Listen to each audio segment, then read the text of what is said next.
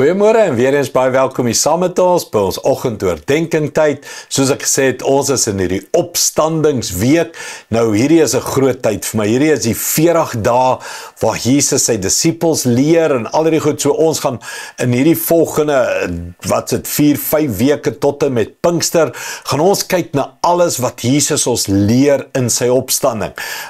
So bly deel daarvan, bly deel van ons Sondagdienste, môre se dienste, hoe ons die pad stap na Pinkster toe. Dis so 'n belangrike pad wat ek en jy moet stap om hierdie te verstaan. Ons is by die opstandingsoggend. Die vroue het nou net by die graf gekom, het gister daarna gekyk, die manne met die blink klere gekry. Wat is die volgende wat gebeur?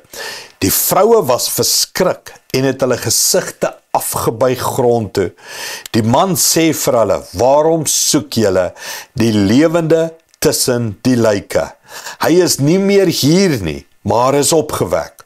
Onthou julle hoe hy met julle gepraat het, toe hy nog in Galilea was en gesê het, die seun van die mens moet oorgelewer word en in die hande van die sondige mens gekruisig word en op die 3de dag weer opstaan. Nou, mens, hy het opgestaan. Ek glo dit, ek weet dit. Mense sê, hoe weet ek het? Wel, eerstens, daar soveel bewyse net van die opstandingstydperk, maar dan sal ook hierdie innerlike, intieme bewys in my binneste van Jesus leef. En omdat hy leef, sien ek kans vir enigiets. Omdat hy leef, is ek 'n oorwinnaar deur enige stryd. Al struikel die regverdige hoeveel mal, ons staan elke keer op. Hoekom? Want hy leef.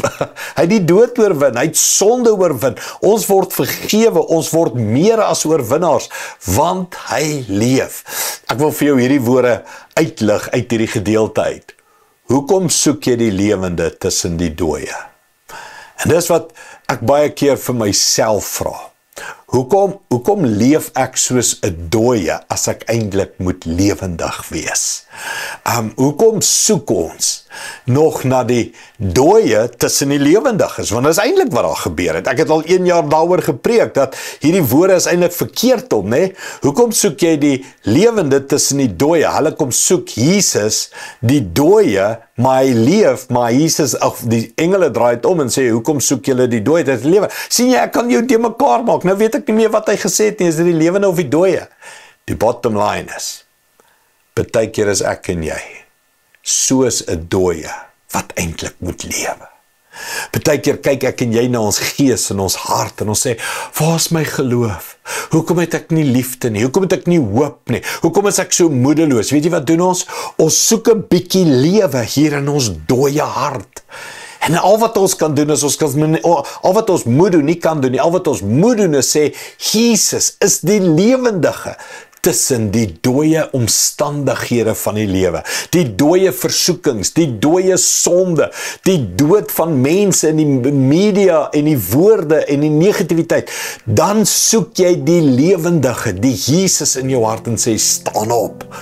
Want ek wil nie leef soos 'n dooie wat eintlik moet lewe nie. Ek weet nie van jou nie, maar ek wil nie so leef nie. Ek wil nie hierdie dooie, wat kan ek sê, punte, dooie kolle in my hart en lewe beleef nie. Ek soek lewe in my hart.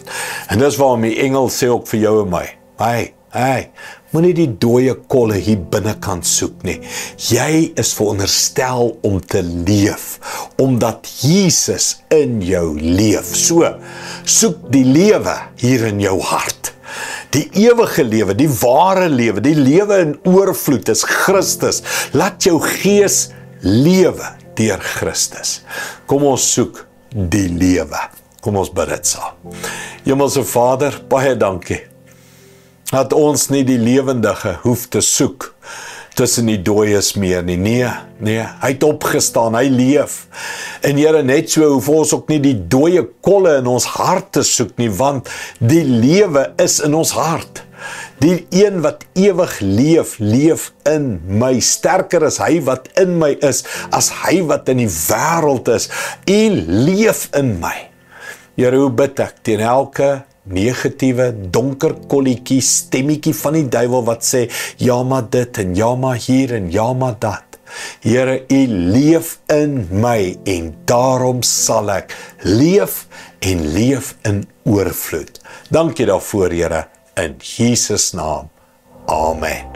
Dankie liewe vriende, sien jou môre by ons eredienste. Die Here seën jou. Trots geborg deur Evergreen Turf.